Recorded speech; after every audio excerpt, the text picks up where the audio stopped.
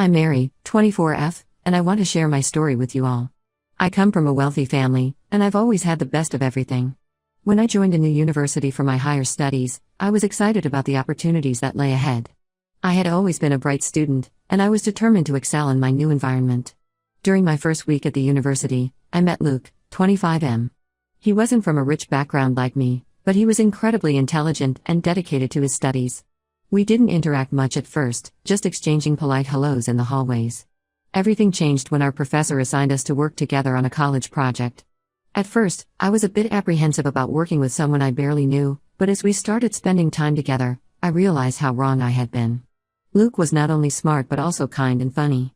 We spent hours in the library, poring over books and debating ideas for our project. I found myself looking forward to our study sessions, not just for the work but for the company. As the weeks went by, our relationship evolved. We started grabbing coffee after our study sessions, and soon we were having lunch together almost every day. I found myself opening up to Luke about things I had never shared with anyone else. He listened without judgment and always had a way of making me feel better. One day, as we were walking back to our dorms after a late-night study session, Luke stopped suddenly. He turned to me, his eyes shining in the moonlight, and said, "Mary, I think I'm falling in love with you." My heart skipped a beat. I had been feeling the same way but was too scared to admit it. Without thinking, I leaned in and kissed him. It felt like everything in my life had been leading up to this moment. From that day on, Luke and I were inseparable. We studied together, ate together, and spent every free moment in each other's company. For the first time in my life, I felt truly happy and content. However, our happiness was short-lived. When I told my parents about Luke, they were less than thrilled. They couldn't understand why I would want to be with someone who didn't come from money. My father, in particular, was furious. He threatened to cut me off financially if I continued seeing Luke. I was devastated. I loved Luke, but I also didn't want to disappoint my family. For days, I was torn between my heart and my family's expectations. Luke was patient and understanding throughout this ordeal, never pressuring me to choose him over my family. After weeks of arguments and tears, I finally stood up to my parents. I told them that Luke made me happy in a way that money never could. I explained how intelligent and hardworking he was, and how he had dreams of making something of himself. My mother was the first to come around. She saw how happy Luke made me and eventually convinced my father to give him a chance. It wasn't easy, but gradually, my parents started to warm up to Luke. As we neared graduation, Luke proposed to me. It wasn't a grand gesture with an expensive ring, just a simple, heartfelt declaration of love under our favorite tree on campus. I said yes without hesitation.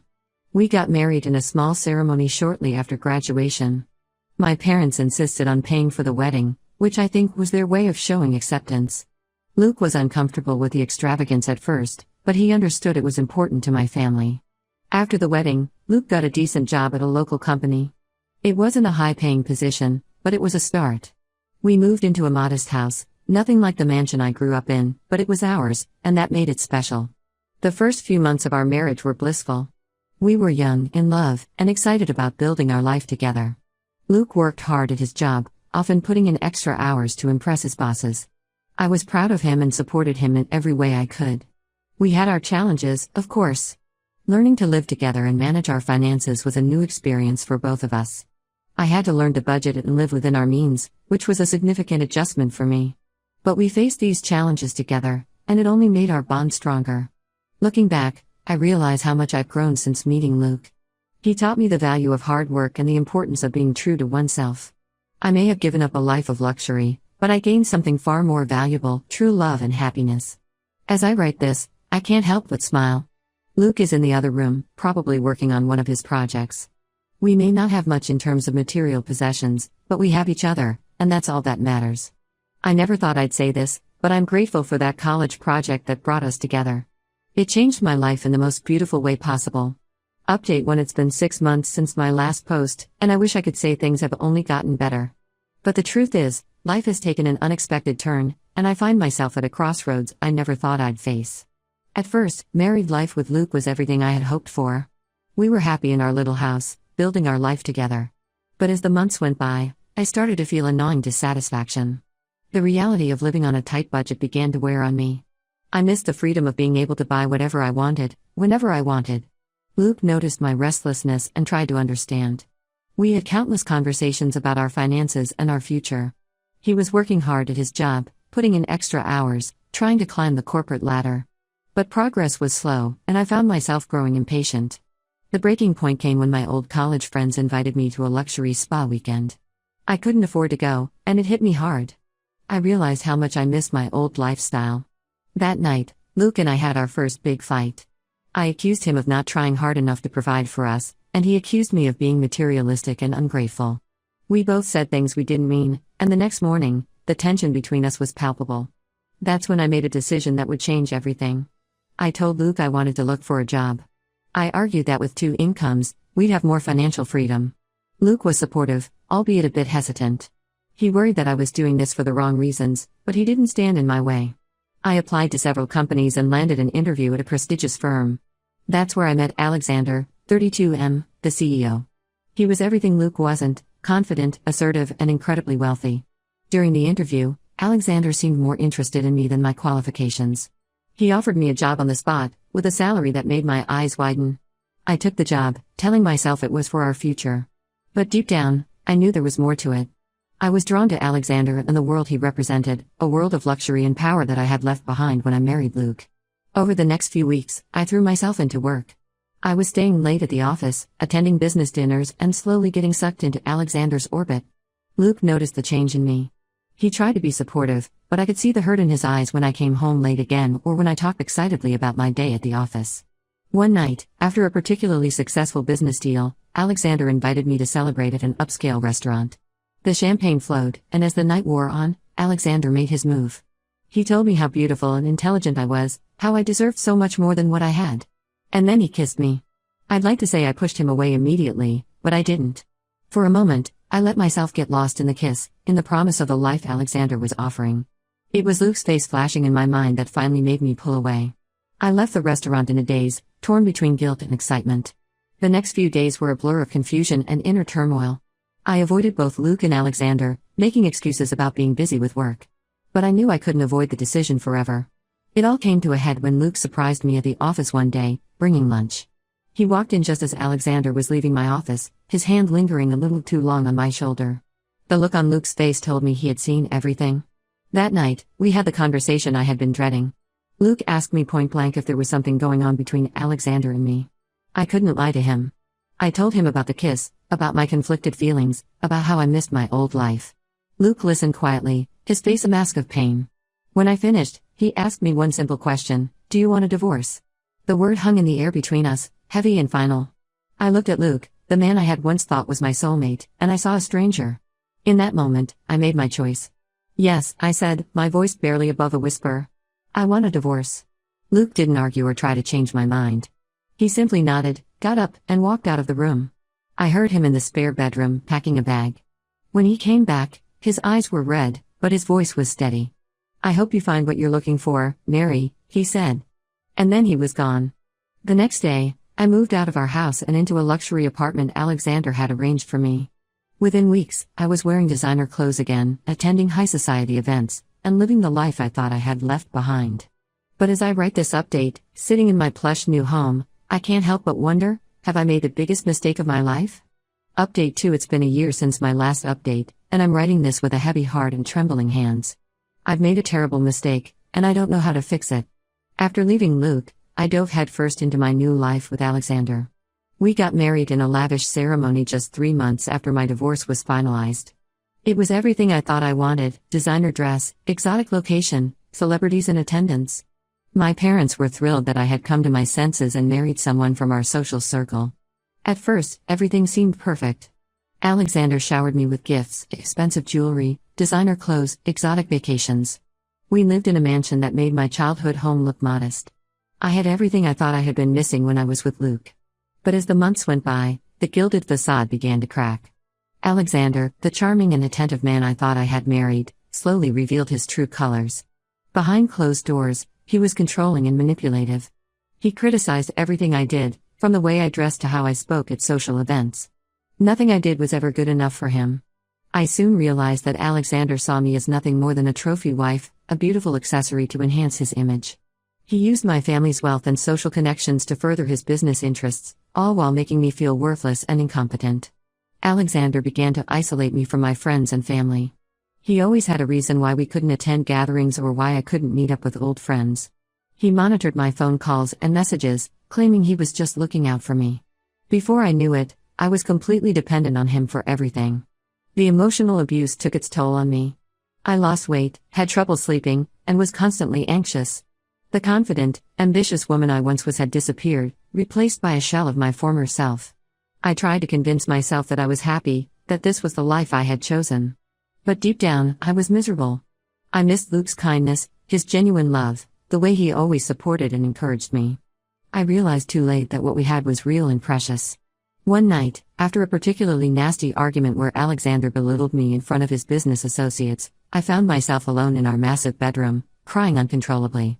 I picked up my phone, scrolling through old photos, and came across a picture of Luke and me from our college days. We looked so happy, so in love. It hit me then, with crushing clarity, how badly I had messed up. I wanted to reach out to Luke, to apologize, to beg for forgiveness.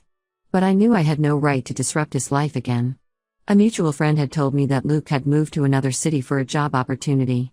I hoped he had found happiness, even as I realized I had thrown mine away. As I write this update, I feel trapped in a loveless marriage with no escape. Alexander controls all our finances, and I have no resources of my own. The prenup I signed in my love-blind state ensures that I'll walk away with nothing if I leave him. I don't know what to do. I'm scared of Alexander, of what he might do if I try to leave. But I'm also terrified of spending the rest of my life like this, empty and alone in a gilded cage. I made a terrible mistake choosing wealth and status over genuine love and happiness. I hurt the one person who truly loved me for who I was, not for my family's money or social status. And now, I'm paying the price for my foolishness. If there's one thing I've learned from this experience, it's that true love and genuine happiness are priceless. No amount of money or luxury can fill the void left by a loving, supportive partner. I only wish I had realized this before it was too late. Update 3. It's been 2 weeks since my last update, and I can hardly believe how much has changed. I'm writing this from a small, modest apartment across town, my hands still shaking slightly, but for the first time in a long time, I feel hope. The day after I wrote my last update, I woke up with a clarity I hadn't felt in months. I looked at myself in the mirror and barely recognized the woman staring back at me. That's when I knew, I couldn't live like this anymore. I had to leave Alexander, no matter the cost. I spent the next few days carefully planning my escape. I knew Alexander monitored my phone and computer, so I bought a prepaid phone and used the library's computer to research domestic abuse resources. I secretly packed a small bag with essentials and hid it in my car. The opportunity came when Alexander left for a business trip. As soon as his plane took off, I sprang into action. I grabbed my hidden bag, emptied out my personal bank account, which thankfully still had some money from before our marriage, and walked out of that mansion without looking back. I checked into a small hotel under a fake name, my heart racing the entire time. For the first few days, I was constantly looking over my shoulder, afraid that Alexander would find me. But as the days passed and I remained undiscovered, I began to relax. I reached out to a domestic abuse hotline and they've been incredibly supportive. They helped me find this apartment and connected me with a lawyer who's helping me navigate the divorce process. It's going to be a long and difficult road. Alexander is furious and threatening to drag this out in court, but I'm determined to see it through. These past 2 weeks have been a whirlwind of emotions. I've cried more than I thought possible, but I've also felt moments of pure relief and even joy. For the first time in a long time, I'm making my own decisions, living life on my own terms. I've started seeing a counselor to work through the trauma of the past year. It's hard, facing the mistakes I've made and the person I became, but it's also liberating. I'm learning to forgive myself, to understand that I was a victim of manipulation and abuse. As I heal and grow, I'm starting to see the world in a new light. I've realized that true happiness comes from within, not from material possessions or external validation. I'm rediscovering the things that used to bring me joy: reading, painting, long walks in the park. Simple pleasures that I had forgotten in the whirlwind of my toxic marriage. I've also reached out to some old friends, including a few from my days with Luke. To my surprise and relief, they've been incredibly supportive. Their kindness has been a balm to my battered spirit. Speaking of Luke, I often find myself thinking about him. Not with regret or a desire to rekindle our relationship, that ship has sailed, and I respect that he's moved on with his life. Instead, I think of him with gratitude. Our time together taught me what real love looks like, and that knowledge gave me the strength to leave Alexander. I don't know what the future holds. The road ahead is uncertain and likely to be difficult. But for the first time in a long time, I'm excited about the possibilities. I'm rediscovering who I am without the influence of wealth or a controlling partner. I'm learning to stand on my own 2 feet, to value myself for who I am, not what I have. As I sit in this small apartment, surrounded by secondhand furniture and bare walls, I feel richer than I ever did in that sprawling mansion. I have my freedom, my self-respect, and hope for the future. And right now, that's worth more than all the money in the world. To anyone out there who might be in a similar situation, please know that you're not alone. There is help available, and you deserve to be safe and happy. It's never too late to start over. I'm taking things one day at a time. Some days are harder than others, but I'm proud of how far I've come. I'm working on rebuilding my life, focusing on my personal growth and healing. I've even started looking for a job, something that's mine, that I've earned on my own merits. I want to thank everyone who reached out after my last post with words of support and encouragement. Your kindness gave me the strength to take this leap. I may have lost my material wealth, but I've gained something far more valuable, my freedom and self-respect. As I close this chapter of my life, I'm filled with a mix of emotions, sadness for the pain I've caused and endured, regret for the mistakes I've made, but also hope and excitement for what lies ahead. I don't know what the future holds, but for the first time in a long time, I'm looking forward to finding out.